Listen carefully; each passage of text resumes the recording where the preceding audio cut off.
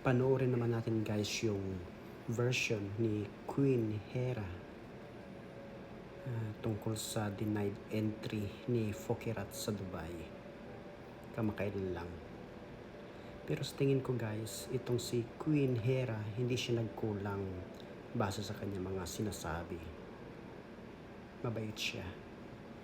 I guess mabait siya. At hindi siya nagkulang sa mga advices na sinabi niya kay Fokirat. Okay, let's watch it and let's find out. Walang kwenta ang kakasabi ng character development sa susunod if paulit-ulit ginagawa.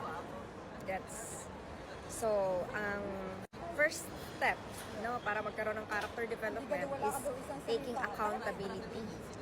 Hindi yung magsisinungaling pa at papagmukhain na masasama or masama at i-enjoy yung hate sa mga friends or kasama para lang magmukha siyang kawawa.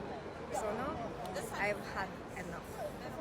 So, ilang araw kong parang pinag-isipan, pinigilan na parang kawawa, wag na lang magsalita, pero not this time. Hindi pa kami nakakalis sa Dubai actually, papunta pa lang kaming airport ngayon. And, yan, kasama ko sila Roldan, si Miss Chung, punta lang ng airport. Pero ang dami kasing dumadaan sa FYP ko na content na nagsasabi about sa denied entry sa Dubai. So ang sasabihin ko ay walang halo, walang dagdag, walang bawas. Ang nangyari po talaga, paano sasabihin na nagkamali or mistaken identity kung hindi mo pa nakakausap yung immigration officer. So lahat ng statement,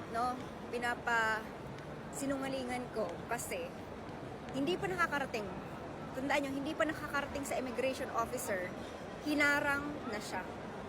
Okay? Tandaan nyo, hindi pa nakakarating sa immigration officer, pinakadulo pa lang ng linya. Alam niyo yung airport sa Dubai, napakahaba ng linya. Pinakadulo pa lang ng linya, naharang na siya. Bakit kaya? Bakit kaya? Nanginginig ako habang sinasabi ko to.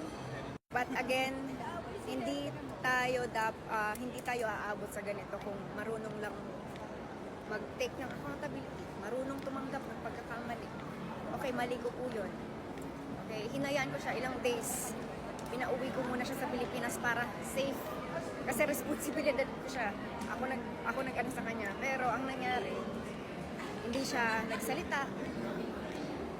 Na-enjoy pa ini-enjoy niya yung hate kay Roldan, sa akin, pati yung travel agency, umiyak pa. Na sobrang bait, alas 7 na ng umaga.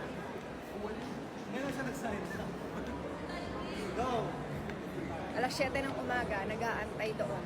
Kasi umaasa kami na makakalabas siya. Kasi kung sino-sino na yung kinausap ko. Tapos sabi ng immigration, papauwi na daw. Alas 7 na yun. Sabi niya, Mami, gusto ko na umuwi. Kung gusto ko na umuwi ngayon na. Kasi ako naman sige, wala na talagang magagawa. Sige, book ng ticket, pabalik.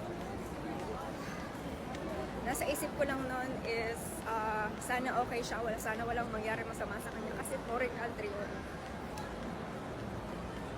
Hindi ko control, hindi ko hawak, wala akong magagawa.